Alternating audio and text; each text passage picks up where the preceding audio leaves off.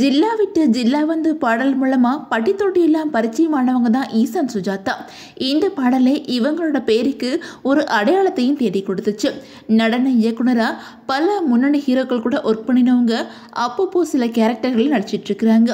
இப்போது விஜய் டிவியில் ஒளிபரப்பாகிட்டு இருக்கிற சிறகடிக்க ஆசை சீரியலில் சிந்தாமணி நடிச்சிட்டு இருக்கிறாங்க. இந்த நிலையில் சிறகடிக்க ஆசை சீரியலில் நடிக்கிறத பற்றி ஒரு பேட்டியில் சமீபத்தில் பேசியிருக்காங்க. அதில் என்ன சொல்லியிருக்காங்க அப்படின்னா, சிறகடிக்க ஆசை சீரியலில் நான் இப்போ தான் கொஞ்சம் எபிசோடுகளில் வந்துக்கிட்டு இருக்கேன். இப்போவே மக்கள்கிட்ட நல்லா பரிச்சயமாக இருக்கேன். இந்த சீரியலுக்கு அப்புறம் என்னோட பழைய நண்பர்கள் பலரும் எனக்கு கால் பண்ணி சிறகடிக்க ஆசை என்னோட ஃபேவரட் சீரியல், அதில் நீங்கள் இருக்கிறது சந்தோஷம் அப்படின்னு சொல்கிறது மன நிறைவை கொடுக்குது.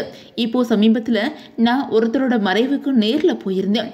அங்கே இறந்தவரோட பையனுக்கு சின்ன வயசு தான். அந்த சின்ன பையன், நீங்கள் தானே சிந்தாமணி, நீங்கள் ஏன் மீனாவுக்கு எதிரியாக வர்றீங்க அப்படின்னு கேட்டான். இந்த அளவுக்கு அறிமுகமான கொஞ்ச நாள்லேயே அத்தனை மக்களுக்கும் பரிச்சயமாகியிருக்கேன். சொல்லப்போனால் சிலர் என்னை திட்டவும் செய்கிறாங்க. இந்த கதாபாத்திரம் எப்படி இருக்கும் அப்படின்னு சொல்லிட்டு இயக்குனர் குமரன் சார் தெளிவாக சொல்லியிருந்தார். படப்பிடிப்பு தளத்தில் அவர் ரொம்பவே ஸ்ட்ரிக்டாக இருப்பார்.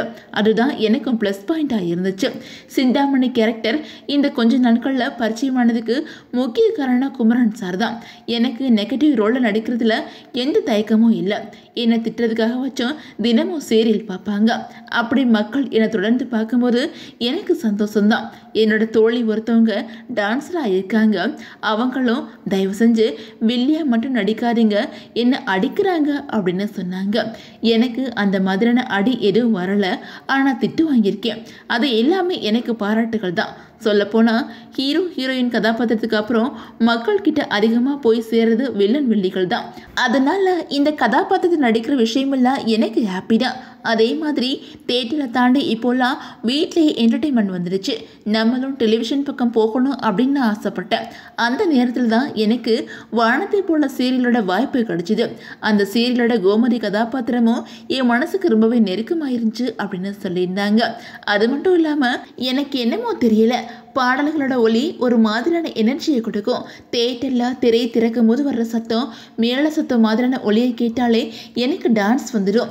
அப்படித்தான் என்னோட டான்ஸ் கரியர் தொடங்குச்சு. பள்ளி பருவத்திலேயே என்னோட டான்ஸ் கரியரை நான் தொடங்கிட்டேன் அப்படின்னு சொல்லிட்டு அந்த பேட்டியில் பேசியிருக்கிறாங்க.